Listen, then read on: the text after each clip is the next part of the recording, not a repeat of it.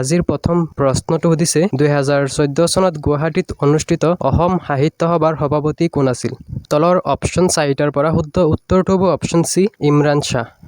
2014 চনত গুৱাহাটীত অনুষ্ঠিত অসম সাহিত্য সভাৰ সভাপতি আছিল ইমৰান শ্বাহ। 2 নম্বৰ প্ৰশ্নটো সুধিছে ভাৰতীয় জাতীয় কংগ্ৰেছৰ সভাপতি হোৱা প্ৰথম অসমীয়া কোন আছিল? তলৰ অপশ্যন 4টাৰ পৰা শুদ্ধ উত্তৰটো হ'ব option A Devakanta Barua. 3 number প্ৰশ্নটো সুধিছে উত্তৰ পূৰ্বাঞ্চলৰ কোনখন ৰাজ্যই অসমৰ সৈতে আটাইতকৈ চুটি সীমাৰেখা ভাগ কৰে? তলত দিয়া অপশ্যনসমূহৰ পৰা শুদ্ধ উত্তৰটো হ'ব অপশ্যন বি ত্ৰিপুৰা। 4 নম্বৰ প্ৰশ্নটো সুধিছে বাহাৰ আধাৰত গঠন হোৱা ভাৰতৰ প্ৰথম ৰাজ্যখনৰ নাম কি? তলৰ অপশ্যন কেইটাৰ পৰা শুদ্ধ উত্তৰটো হ'ব অপশ্যন এ অন্ধ্ৰপ্ৰদেশ। পিছৰ প্ৰশ্নটো সুধিছে পিংক চিটি বুলি কোনখন চহৰক জনা যায়? তলৰ অপশ্যন কেইটাৰ পৰা শুদ্ধ উত্তৰটো হ'ব অপশ্যন ডি জয়পুৰ।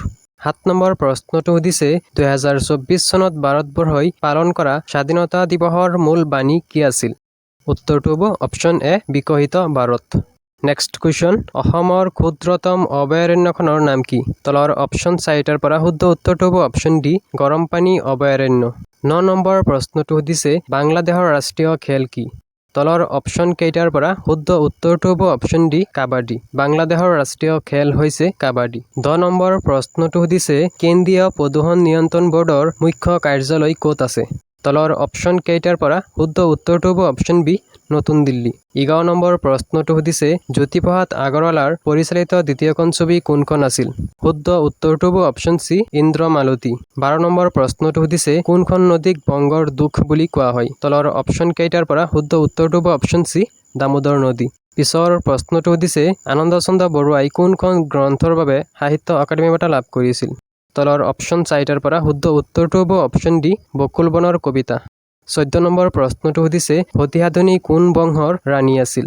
শুদ্ধ উত্তৰটো হ'ব অপশ্যন চি চুতীয়া বংশৰ। 15 নম্বৰ প্ৰশ্নটো সুধিছে প্ৰাচীন অসমৰ প্ৰধান জাতি হিচাপে কাক জনা যায়? তলৰ অপশ্যন 4টাৰ পৰা শুদ্ধ উত্তৰটো হ'ব অপশ্যন চি আহোম। 16 নম্বৰ প্ৰশ্নটো সুধিছে জ্ঞানপীঠ বঁটা বিজয়ী অসমৰ প্ৰথমগৰাকী সাহিত্যিকৰ নাম কি? তলৰ অপশ্যন 4টাৰ পৰা শুদ্ধ উত্তৰটো হ'ব option B doctor Birendra Kumar Bhattacharya. 17 number প্ৰশ্নটো সুধিছে কোন চনত কছাৰী ৰাজ্য ব্ৰিটিছৰ দ্বাৰা সংযুক্ত কৰা হৈছিল? তলৰ অপশ্যন 4টাৰ পৰা শুদ্ধ উত্তৰটো হ'ব অপশ্যন ডি 1832 চনত। 18 নম্বৰ প্ৰশ্নটো সুধিছে 18 নং ৰাষ্ট্ৰীয় ঘাইপথ তলৰ কোনখন ৰাজ্যৰ মাজেৰে পাৰ নহয়? তলৰ অপশ্যন 4টাৰ পৰা শুদ্ধ উত্তৰটো হ'ব অপশ্যন বি বিহাৰ। 19 নম্বৰ প্ৰশ্নটো সুধিছে মাজুলীক কেতিয়া এখন জিলা হিচাপে স্বীকৃতি প্ৰদান কৰা হৈছিল? তলৰ অপশ্যন 4টাৰ পৰা শুদ্ধ উত্তৰটো হ'ব অপশ্যন বি 8 ছেপ্টেম্বৰ 2016 চনত। পিছৰ প্ৰশ্নটো সুধিছে মাধৱ কন্দলী কোন ৰজাৰ পৃষ্ঠপোষক আছিল? তলৰ অপশ্যন 4টাৰ পৰা শুদ্ধ উত্তৰটো হ'ব অপশ্যন এ মহামাণিক্য। পিছৰ প্ৰশ্নটো সুধিছে কোন বছৰত অসম সম্পূৰ্ণৰূপে ব্ৰিটিছ সাম্ৰাজ্যত অন্তৰ্ভুক্ত হয়? তলত দিয়া অপশ্যন 4টাৰ পৰা শুদ্ধ উত্তৰটো হ'ব অপশ্যন ডি 1838 চনত। পিছৰ প্ৰশ্নটো সুধিছে কামৰূপৰ লোকসকলৰ সন্মানৰ বাবে 2 প্ৰকাৰৰ ফলৰ কথা হিউৱেন চাঙৰ বিৱৰণত বিশেষভাৱে উল্লেখ আছে এইবোৰ কি? ইয়াৰ পৰা কাৰেক্ট অপশ্যনটো হ'ব অপশ্যন বি কঁঠাল আৰু নাৰিকল। পিছৰ প্ৰশ্নটো সুধিছে তুংখুংগীয়া বুৰঞ্জী কাৰ দ্বাৰা লিখা হৈছিল?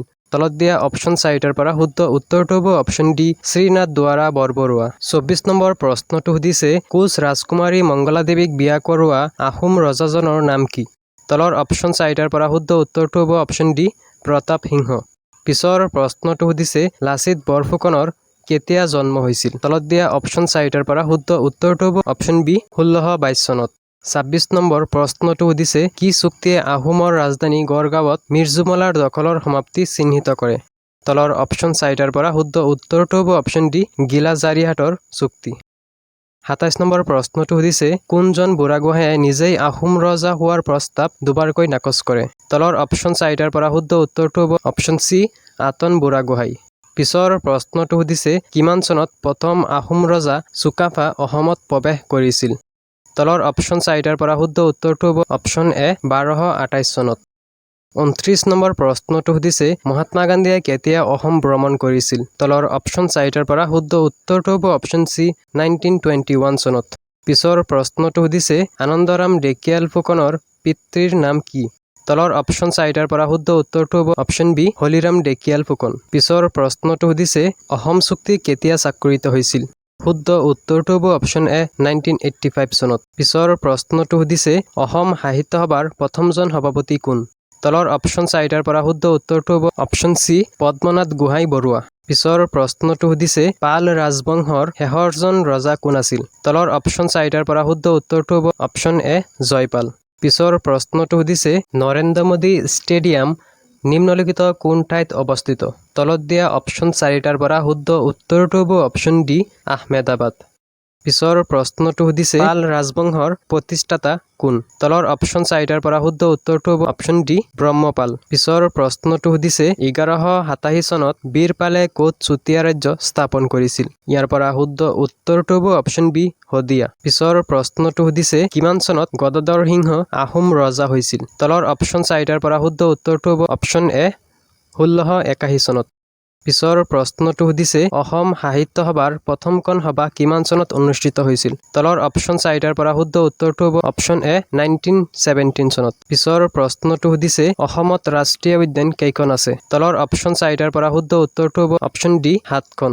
পিছৰ প্ৰশ্নটো সুধিছে হিউৱেন চাঙৰ মতে কামৰূপৰ পৰিধি আছিল? তলৰ অপশ্যন চাৰিটাৰ পৰা শুদ্ধ উত্তৰটো হ'ব অপশ্যন এ 1700 মাইল।